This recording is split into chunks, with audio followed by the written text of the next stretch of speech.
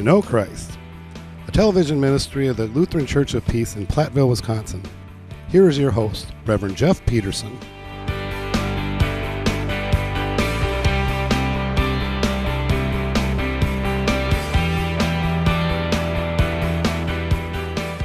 Well, today our lesson is on the pools of salvation. Pools of water. I think that a lot of people like to have a pool. A lot of people like to have a pool in their backyard, a place where they can just sit by the water and once in a while take a dip into the pool. And so I think there's something that's very attractive about water, because water means life for us. We all need to have water. We probably don't even think of it in a day, but subconsciously, if nothing else, how many times are we taking a drink of water every day because we are thirsty? I have a daughter who once lived in Dubai, in the United Arab Emirates, where it's out there in the Middle East, where it is a desert climate. And so water is such an important thing in those areas. You probably hear about the old oasis, where people would travel with their camels along through the desert sand and finally get to an oasis where they can drink water. And of course, in this place, it's primarily Muslims who are living there. And of course, for Muslims, water is also very special, just as it is for us as Christians, as far as sacred things. But my daughter took me to the Grand Mosque in Abu Dhabi, which is another one of the Arab cities. And as I went and toured this, there was this big, beautiful pool of water. And so the reason for that being, once again, for the people, a pool of water. I mean, for me, growing up and living in the Midwest, we have water. We have so many lakes. We have so many rivers. It rains. Sometimes it rains so much that we have pools of water in our yard, whether we want them or not. But when you live in a desert climate, where there just isn't much water, all of a sudden water is just such a special commodity. I heard a person say, a few years ago, saying that when it really comes down to it, people are not going to be fighting over oil, but they're going to be fighting over water. Okay, so pools of water. And so I just want us to be thinking about pools of water. I've always enjoyed going and swimming in a lake or swimming in a pool. I remember as a young boy, I learned how to swim at the YMCA. And so I've always have had good memories of being at the pool. And so think about the pool as I read from John chapter 5, verses 1 through 15. Sometime later, Jesus went up to Jerusalem for a feast of the Jews. Now, there is in Jerusalem near the sheep gate a pool, which in Aramaic is called Bethesda, and which is surrounded by 5 covered colonnades. Here, a great number of disabled people used to lie, the blind, the lame, the paralyzed. One who was there had been an invalid for 38 years. When Jesus saw him lying there and learned that he had been in this condition for a long time, he asked him, "Do you want to get well?" "Sir," the invalid replied, "I have no one to help me into the pool when the water is stirred. While I am trying to get in, someone else goes down ahead of me." Then Jesus said to him, "Get up, pick up your mat and walk." At once the man was cured. He picked up his mat and walked. The day on which this took place was a Sabbath. And so the Jews said to the man who had been healed, "It is the Sabbath. The law forbids you to carry your mat." But he replied, "The man who made me well said to me, 'Pick up your mat and walk.'" So they asked him, "Who is this fellow who told you to pick it up and walk?" The man who healed had no idea, who was healed had no idea who it was, for Jesus had slipped away into the crowd that was there. Later Jesus found him at the table and said to him, "See, you are well again. Stop sinning, or something worse may happen to you." The man went away and told the Jews that it was Jesus who had made him well.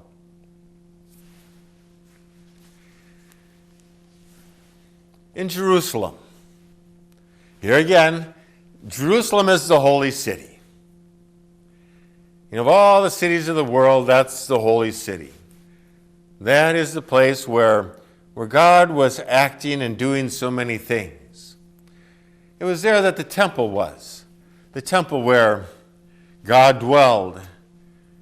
And so when they would have a big religious function, everybody would go to Jerusalem. That's where it was celebrated. And some of the three main festivals that they would have would be the Passover, and that would also be the festival of unleavened bread that lasted a week. And then there was the festival of booths, and that's when they would remember their time in the wilderness. It was also, it was just a time to remember and how God is faithful. But then there was also the festival of the Pentecost. And that was a time to give thanks to the Lord for the harvest. It was to give thanks to God for giving the law. And Pentecost, you wonder, well, Pentecost means 50th day. So the Pentecost festival is always 50 days after the Passover festival. And so that's why Jesus was in Jerusalem. He was there to observe one of the festivals that they were having, one of the festivals that, all Jewish people would. And so Jerusalem became a real busy place. A lot of people there observing these festivals.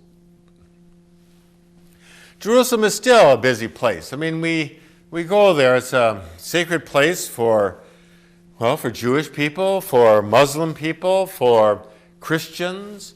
I've been there twice now. And I must say that every time I go, it is really inspiring. If you've ever had a chance to go to Jerusalem, it's really special. It really brings a lot of this to life. And what I mean by that is that when we read a story like this, we can go to the place and we will find some remnant of it there. And so when we hear about the pools of Bethesda, or Bethsaida, whichever way you want to pronounce that the pools are still there. There's no water in them anymore, but the pools are still there. And I think that there were at least 5 pools, maybe even more. It wasn't just one pool. It was multiple pools. And as Jesus said, that there were colonnades there, and a lot of those colonnades are still standing. And so it's kind of always something to say, well, Jesus was here, and he did something miraculous here and something very special. And so that's the thing, is that with the Bible, we can find evidence that this place existed, and it is there just in the way that it's described. Yeah, the Sheep's Gate is right there. But those pools, so I just sat there, and I meditated, and I prayed, and I read this story, and I tried to visualize all this happening. And so the idea here is, or what the tradition was, or understanding that we have historically of what was happening at this pool, is that people would go there with infirmities, because it's considered to be not just a place where they would go swimming. I don't even know if they would allow swimming there, but it was a place to be able to go, and if you went into these waters, that there was something, they had some healing remedy about it. It's kind of like going out to South Dakota and sitting in a hot spring. Or if we have a hot tub, to sit in a hot tub, or a jacuzzi, and how all of that can make us feel better. But it's believed that an angel would stir the waters. And I think the legend that I heard is that the first person in would be healed. And so there must have been something to this because people continued to come. And it wasn't like everybody that jumped into the pool was healed. So all these people wanted to go in to be healed. Now, here again, health isn't anything to take for granted. Today I feel well. But if something happens to me, let's say a vital organ begins to start to fail, or I develop a disease, or I'm injured in an accident, well, all of a sudden now I'm willing to spend a lot of money just to get myself back to a baseline of health that I'm feeling right now. And so like people, when they say, well, when you have your health, you have everything, well, they're not too far off. Or when people aren't feeling well, they just say, oh, my prayer is that I can just feel good again. And so I want us to, today just to be thankful for whatever health we have. Because when we don't have our health, when there's something that's wrong, we really pray that we can get back to a level of good health. But not only that, but how much money are we willing to spend to get ourselves at that level of health? We can spend a lot of money going to doctors and things like health care and insurance. All those things are so important. I mean, this is always a critical need of a society, is health care. Now here again, I don't want to sit here and talk like some kind of a politician and start talking about health care and what we should be doing about that. But one thing that I know is that if you are a Republican, you want to have good health care, right? It's important. If you are a Democrat, I know that you want to have good health care and you want to feel well. But if we're Christians, whether we are Republicans, Democrats, Independents, or whatever, we should all be in agreement that we want to have good health care. Not just for ourselves, but if we're Christians, that we love our neighbors, to say, but we also want good health care for them.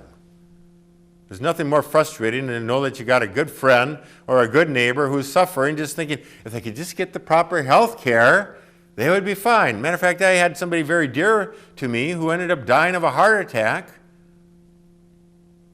If he would have had a bypass surgery, he would still be alive today. Why didn't he have the bypass surgery? Because he didn't have the proper health coverage. So when he had his heart attack, that was it. That's a shame. I mean, and this is a man, we always say, or I hear people say, well, those lazy bums who do nothing, and why should they be entitled to any kind of a health care? This guy worked hard all of his life, and that's what's so sad about this. So I'm not trying to say that we should become communists or socialists or anything of that nature. I think it's always this idea of just making sure that we have, the distribution of wealth in such a way so that certain things get to be covered for everybody. Well, Denmark, here again, I'm not arguing for socialism, but they are a socialist country.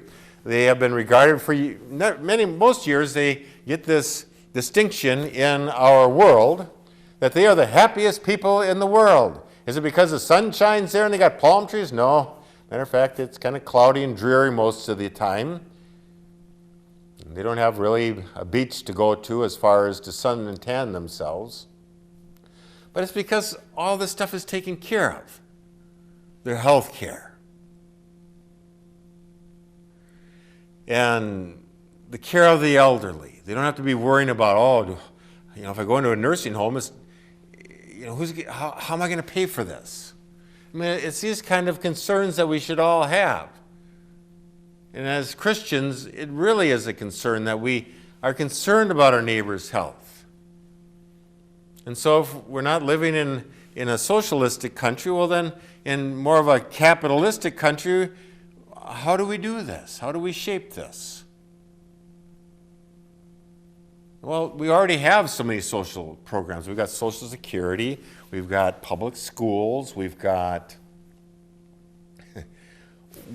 our water, all of our infrastructure as a community for as far as our plumbing and water and trash pickup and Social Security. I mean, we got all these social programs, and everybody says, well, oh no, we can't do anything with health care. That'd be just too much like being socialist.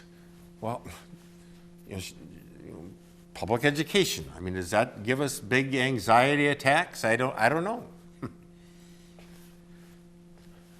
So that's the thing, is just making sure that we have good health coverage for people so that they can maintain a good level of health. And that's going to be better for our society on the long run, economically even, than be having people who are sickly and all the programs we need then for that. Okay, well, here this man comes, and he's been there now, coming to this pool for 38 years. I just can't imagine that. 38 years. And he is still there.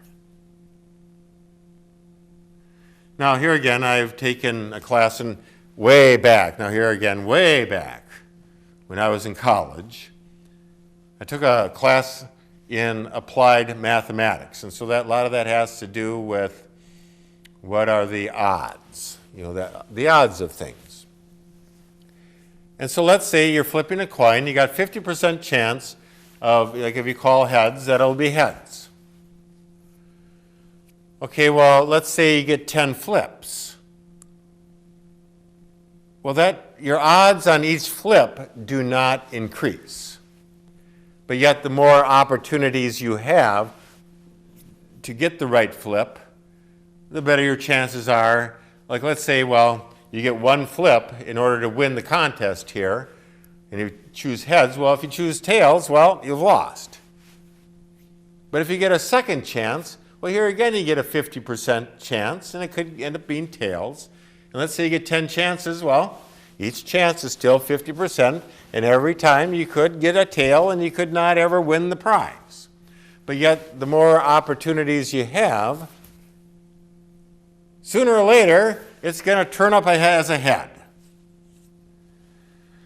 Okay, so what I'm thinking here is that, okay, if he's crippled and he's in the crowd, and the first person who gets into the pool is healed, well, if he can't get into the pool by himself, that every day, every day, no matter how many days he goes there, his odds are almost nil that he's going to get into the pool.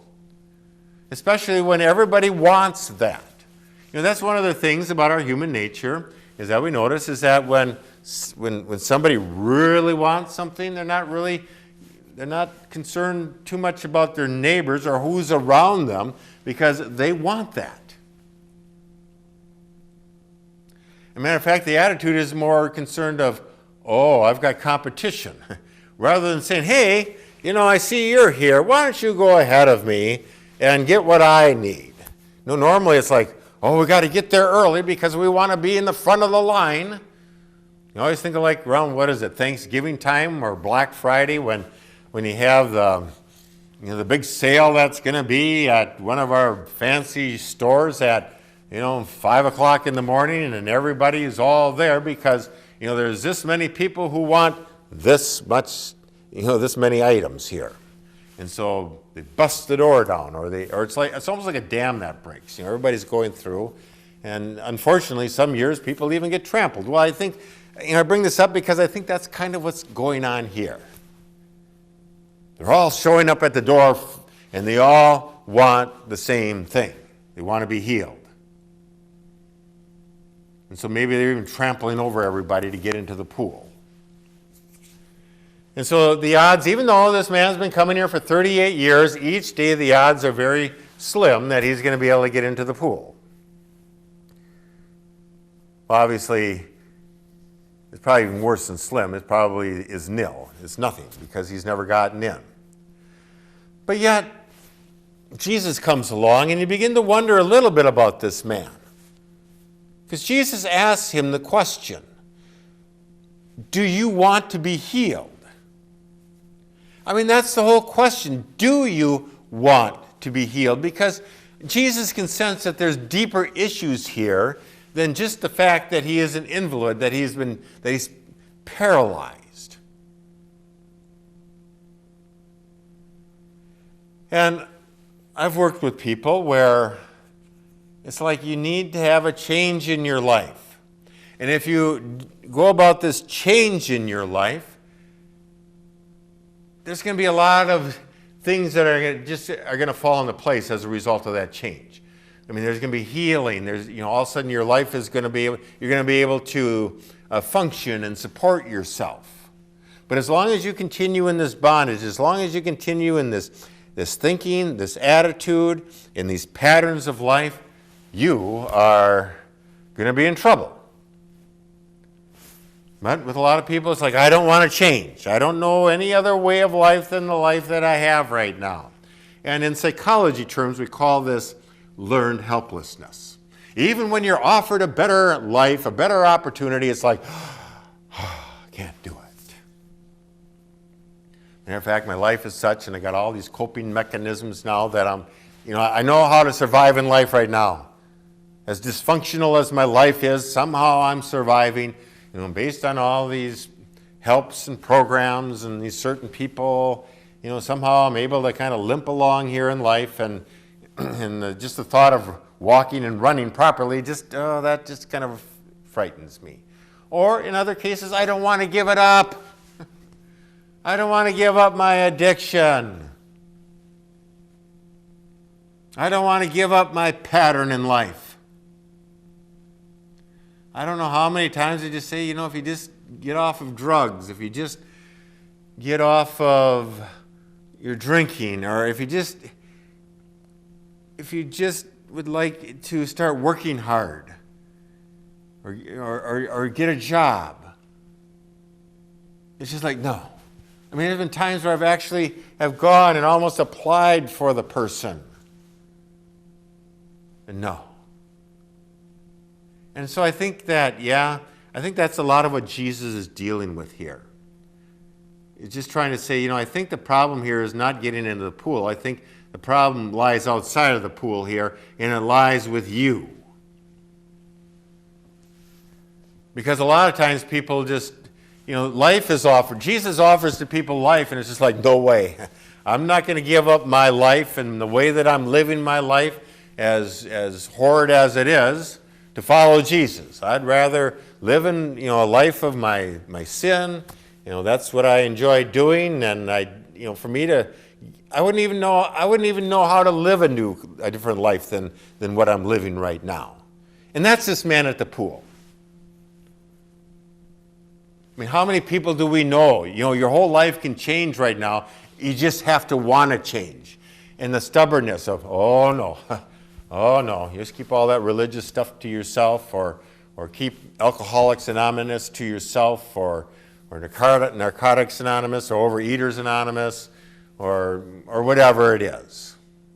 And so what does Jesus do? But this man says, I'm tired of this. After 38 years, I'm tired of living the life that I'm living. There's got to be something better. It's when you get to the point where you're sick and tired of being sick and tired to say that I want to change. And so this man, after 38 years of whatever, is finally saying, okay, I want to get into the pool now.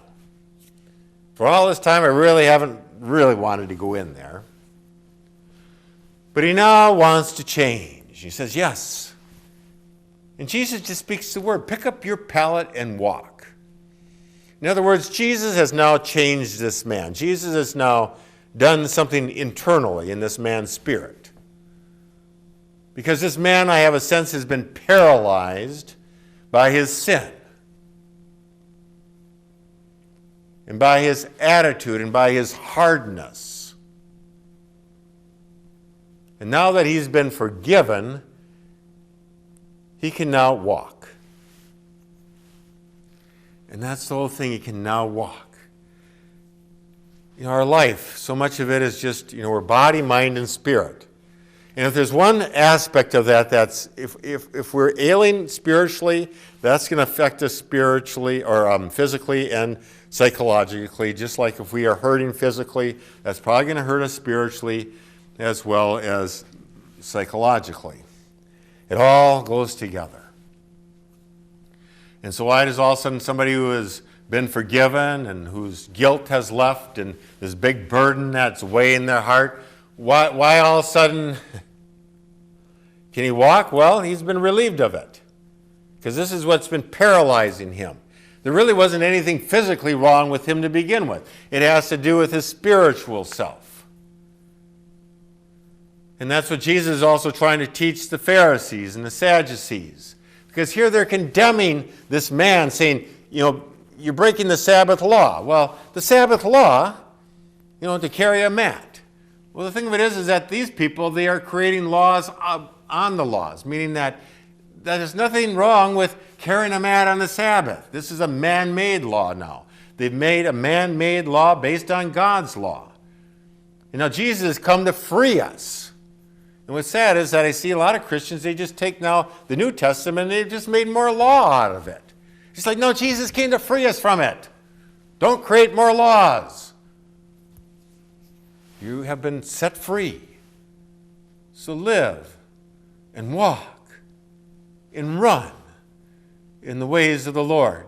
And to me, the reason why I'm saying this has a lot to do with sin is because Jesus meets him in the temple. Remember, that's a place where we meet God. That's where God dwelt, and now the holiness of the temple is there in Jesus, and Jesus just says, go sin no more. Because if you do, you're going to have worse problems than what you've been having. In other words, that once you're freed in Jesus Christ, don't go back to the vomit, as the Proverbs say. Don't go back to it. If anything, now the demons will come back and make it, 10 times worse. And so that's where, once you're freed, now you live and you walk by the Spirit of God. And that's what Jesus is really emphasizing to this man. But that's the thing that he emphasizes to all of us. That in Jesus Christ, who has died for us and is arisen from the dead, has set us free.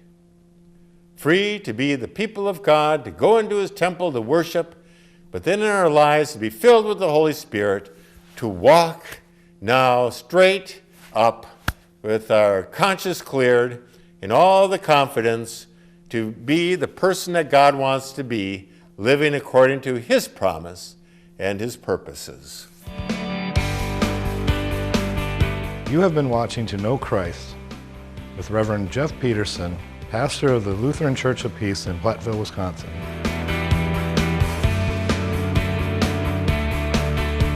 The worship schedule for the Lutheran Church of Peace is Saturday night at 6 p.m. and Sunday morning at 9 a.m.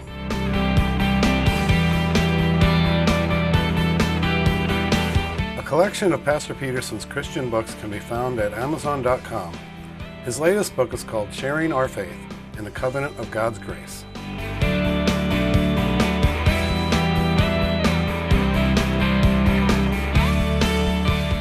Thank you for watching, and tune in again next week for To Know Christ.